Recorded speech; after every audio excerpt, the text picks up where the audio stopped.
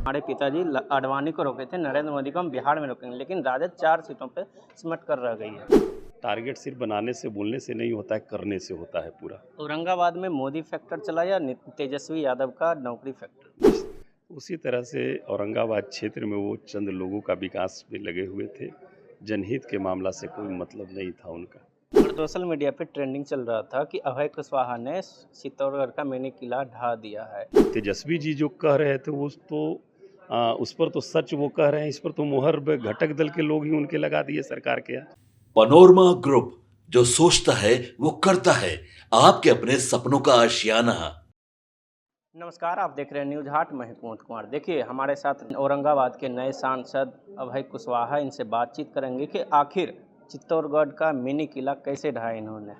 Sir, Chittorgarh का किला कहा जाता था। सबसे पहले आपको बहुत बहुत बधाई औरंगाबाद के सांसद। देखिए, जनप्रतिनिधि जो होते हैं या बनते हैं, वो ढाने उन्हें में विश्वास नहीं रखते हैं, वो बनाने में विश्वास रखते हैं। और निश्चित तौर पर ये हम कहेंगे कि औरंगाबाद की ज़िला जो है, औरंगाबाद जो है एक ऐतिहासिक ज़िला है। औरंगाबाद ज़िला ने बिहार को मुख्यमंत्री भी देने का काम किया है जी।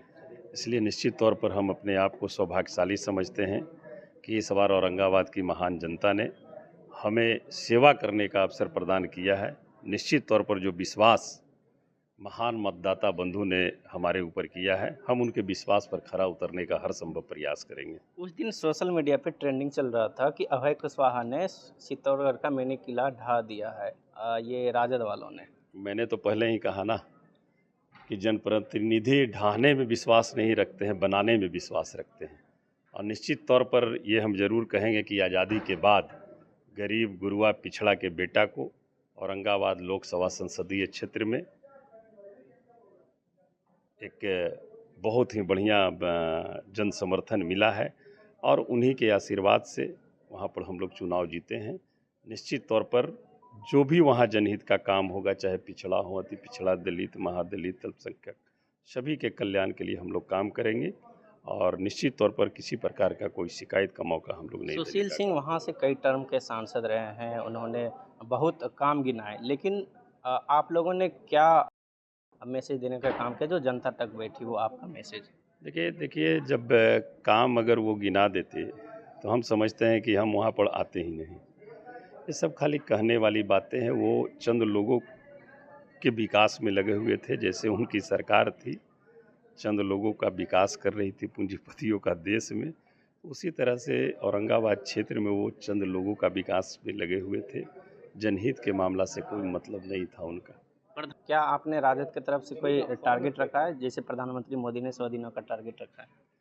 देखिए, टारगेट सिर्फ रखने से नहीं होता है पूरा, उसके लिए करना पड़ता है।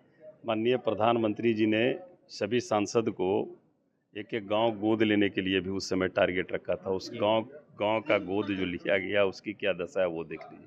मिशन होना चाहिए कि जो हम कहें उस पर खरा उतरे। निर्भर ये करता है कि अगर हम किसी बात को बोल रहे हैं तो उस पर खरा उतरे। टारगेट सिर्फ बनाने से बोलने से नहीं होता है, करने से होता है पूरा। औरंगाबाद में मोदी फैक्टर चला या तेजस्वी यादव का नौकरी फैक्टर? निश्चित तौर पर जो तेजस्वी जी ने विश्वास दिलाया सच और झूठ का, निश्चित तौर पर सच्चाई की वहाँ पर जीत हुई है। और ये तो उन्होंने साबित कर दिया तेजस्वी जी ने कि 2020 में वादा उन्होंने किया था कि हमें सरकार में लाओ, हम 10 लाख लोगों को नौकरी देंगे। सरकार में नहीं आए वो। एनडीए फिर तीसरी बार सरकार बना रही है, आप राजद से औरंगाबाद में कैसे आप योजनाओं को लाएंगे जनता तक? निश्चित तौर पर देखिए, सरकार जब बनती है तो वो सरकार पूरे देश की होती है। हम अगर सांसद हैं तो जो हमें वोट दिए हैं वहाँ उनके भी सांसद हम हैं और जो नहीं दिए हैं उनके भी सांसद हैं। तो उसी तरह से सरकार है। सरकार जब बनी है तो वो देश हित के लिए सरकार बनी है और उसी देश में हमारा भी औरंगाबाद लोकसभा संसदीय क्षेत्र आता है। इसलिए निश्चित तौर पर जो भी वहाँ पर जनहित की बातें रहेगी सरकार के ध्यान में मैं हर समय लाने का काम करूँगा। एक आखिरी सवाल सर, तेजस्वी यादव बोल रहे थे कि हम नरेंद्र मोदी को, जैसे हमारे पिताजी आडवाणी को रोके थे, नरेंद्र मोदी को हम बिहार में रोकेंगे, लेकिन राजद 4 सीटों पे सिमट कर रह गई है। देखिए, बात राजद की नहीं है, महागठबंधन की बात है और जहाँ पर कुछ कमियां रही हैं उसकी समीक्षा निश्चित तौर पर की जाएगी हम लोग रोकने का काम नहीं करते हैं। हम लोग, हमारे नेता कहते थे हम उनकी बात नहीं करते, हम मुद्दे की बात करते हैं और मुद्दे की बात पर हम लोग चुनाव लड़े और हम लोगों का घोषणा भी था, घोषणा पत्र भी जारी हुआ, सारी बातें आई।